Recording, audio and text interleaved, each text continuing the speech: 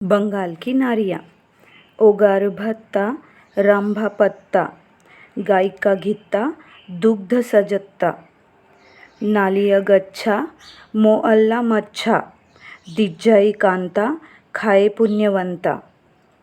ओगार भत्ता का अर्थ है गरम गरम भात, और यह भात दिया जाता था केले के पत्ते पर। दूध खूब खौलकर दिया जाता, उसके साथ घी, मौराला मच्छी और पटुआ साग। कांता दे रही है और पुण्यवान खा रहा है। समय के परिवर्तन के साथ साथ लोगों के पोशाक, पहनावे, गहने वगैरह रुचि में भी परिवर्तन होता है। उस युग में महिलाएं गहने पहनना पसंद करती थी। आज की महिलाएं चाहती है सामाजिक प्रतिष्ठा। गहने न होने पर भी चल जाता है, चाहने पर भी पहले की तरह नहीं। उस युग की महिलाएं सामाजिक प्रतिष्ठा की बात सोचती ही नहीं थी। सोचती थी वह सब महिलाओं के लिए नहीं है। वे गहने मिलते ही खुश हो जाती थी। सामाजिक व्यवस्था भी बदल गई है। बंगाल में किसी भी काल में जाति भेद प्रथा नहीं थी। चातुर्वर्ण्य व्यवस्था को बंगाल में स्वीकृति नहीं मिली थी। बंगाल और मणिपुर में वर्ण व्यवस्था प्रचलित नहीं थी। परवर्ती काल में आर्य प्रभाव से यह व्यवस्था बंगाल में आई थी। बंगाल के विख्यात स्मार्त रघुनंदन भट्टाचार्य ने बंगाल में यह वर्ण व्यवस्था चालू की थी।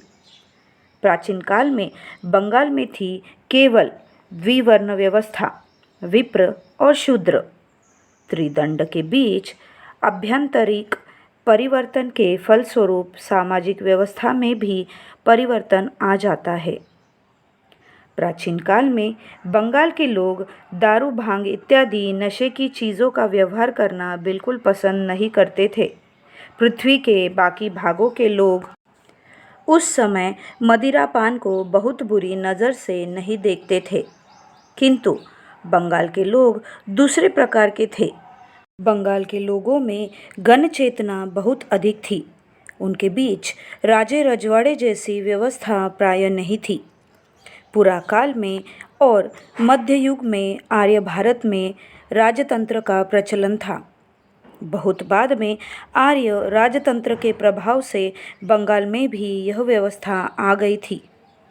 फिर भी राजाओं के अत्याचारी या दुराचारी होने पर आम जनता जन जागरण पैदा कर उस राजा को हटा देती थी।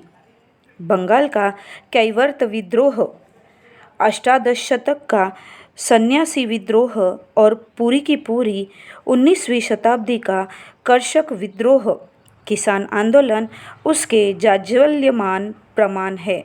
कैवर्त सरदार भीम और उसका भतीजा दिव्यो के नेतृत्व में विद्रोही कैवर्त प्रजा ने पाल वंश के अत्याचारी राजा देवपाल को हटा दिया था। स्वेच्छाचारी राजतंत्र की बंगाली मानसिकता के साथ पटरी नहीं बैठी। इस विषय में बंगालियों की मानसिकता भारतवर्ष के अन्य स्थानों के निवासियों की मानसिकता से मेल नहीं खाती। बंगाल की समाज व्यवस्था मूलतः तांत्रिक थी। वैदिक प्रभाव अत्यल्प था। उच्च स्तरीय धर्म साधना में तंत्र का ही प्रभाव था। केवल मध्य और निम्न स्तरित साधना में वेद का प्रभाव कुछ था। यहाँ तक कि देशाचार, लोकाचार, स्त्री आचार में तंत्र का ही प्रभाव सुस्पष्ट था। अभी भी बहुविध सामाजिक अनुष्ठानों में परिवार की अविधवा महिलाओं की भूमिका ही मुख्य हुआ करती है। अविधवा शब्द से ही अपभ्रंश के माध्यम से एयो बांग्ला शब्द आया है। पूजोत्सवों में कदली, पान सुपारी के व्यवहार का रिवाज था। ये चीज़ें वेद विरोधी है। वेद में कदली शब्द का व्यवहार नहीं है। लौकिक संस्कृत में पके केले को कहा जाता है रंभा और कच्चे केले को कहा जाता है कदली। सुपारी का लौकिक संस्कृत है गुवाक या पुगडी फलम। दैशिक या कालिक परिवर्तन के साथ साथ अन्य बहुत सी चीज़ों में परिवर्तन आ गया है। बंगाल के लोग ऑस्ट्रिक निग्रो द्रविड़ येड़ है, इसीलिए ये द्रविड़ों की तरह पान खाते थे, साथ में बटुआ रखते थे और लड़के शादी करने के समय सरौता ले जाते थे। बंगाल की महिलाएं दिन भर खेतों खलियानों में काम करती थी। वे दिन में ही काम पूरा करके शाम के समय हाथ मुंह धोकर काजल लता के द्वारा माथे पर काजल की बिंदी लगाती थी। बंगाल की महिलाएं कुछ अधिक सौंदर्य प्रिय थी, इसीलिए वे माथे पर बालों के जूड़े पर काजल लता खोस कर रखती थी। आज भी बंगाल की महिलाएं शादी के समय काजल लता का व्यवहार करती है। बंगाल का प्राचीन समाज था तांत्रिक। पुत्र पुत्री दोनों ही विवाह के पहले और बाद में पिता की पदवी का व्यवहार करते थे। विवाह के बाद महिलाएं पिता की पदवी के साथ दुहिता शब्द का व्यवहार करती थी। गोत्रांतरिता कन्याएं माता पिता की ऊर्ध्वदैहिक क्रिया की अधिकारिणी हुआ करती थी। वे त्रिरात्रि अशौच पालन कर चौथे दिन मृत माता या पिता का श्राद्धानुष्ठान करती थी।